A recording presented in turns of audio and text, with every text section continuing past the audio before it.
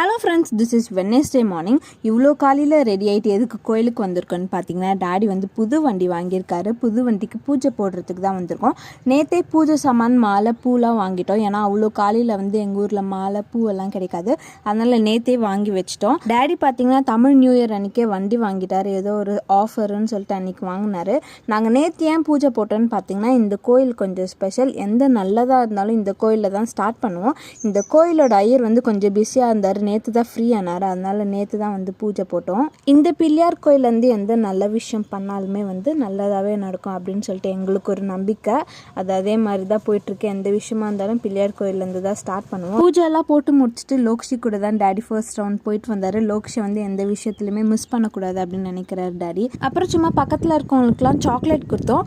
வண்டி என்ன மாடல், எவ்வளோ ப்ரைஸ், டாடி எவ்வளோ டவுன் பேமெண்ட் பே பண்ணார் அப்படின்னு சொல்லிட்டு எல்லாமே லாங் வீடியோவில் போஸ்ட் பண்ணுறேன். Bye bye.